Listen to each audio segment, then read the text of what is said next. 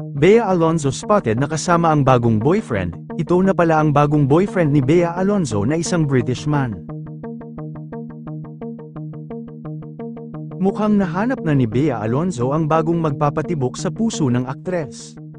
Usap-usapan ngayon ang bagong boyfriend ni Bea. Ang napapabalitang bagong boyfriend nito matapos ang hiwalayan nila ni Dominic Roque ay walang iba kundi ang fashion model na si Michael Needham.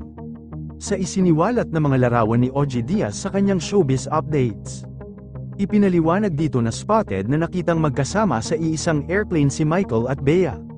Ngunit magkahiwalay umano raw ito ng upuan by window sa eroplano.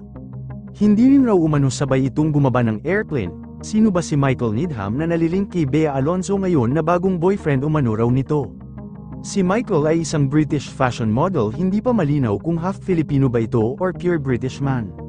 Sa usapin sa showbiz na ito na raw ang bagong nagpapatibok sa puso ng aktres ngayon sa sabay na balita na ang bagong boyfriend ni Bea Alonzo ay ex-boyfriend umano ng kapamilya aktres na si Kylie Verzosa. Ito pala ang ex-boyfriend ni Kylie Verzosa noon. Kung ito na ang bagong boyfriend ni Bea Alonzo ay wala naman kaso dito dahil first of all ay hindi naman magkaibigan si Bea Alonzo at Kylie Verzosa kaya walang problema kung magiging magkasintahan si Bea Alonzo at Michael Needham. Ayon sa mga kumakalat na balita mukhang matinik raw sa babae itong si Michael. May third-party issue umano raw ito noong sila pa ni Kylie Verzosa. Kaya't binalaan ng aktres na mag-ingat dahil for sure ito na ang huling boyfriend nito kung nagkataon dahil may edad na siya at 3 taon na lang malapit na siyang ma-menopause.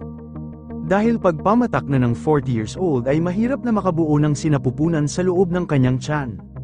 Kaya't habang siya ay 37 years old pa lang ay sana ay magkaroon na ito ng baby upang hindi niya pagsisihan ang lahat ng ito kapag siya ay pamatak na ng 40 years old. Sa ngayon enjoy ang aktres ang kanyang malayang buhay sa showbiz matapos ang hiwalayan nila ni Dominic Roque. Yun lamang po, ano sa tingin mo, bagay ba si Bea Alonzo at Michael Needham? Comment mo sa ibaba. Huwag kakalimutan i-like ang video na ito. Maraming salamat po sa panunood.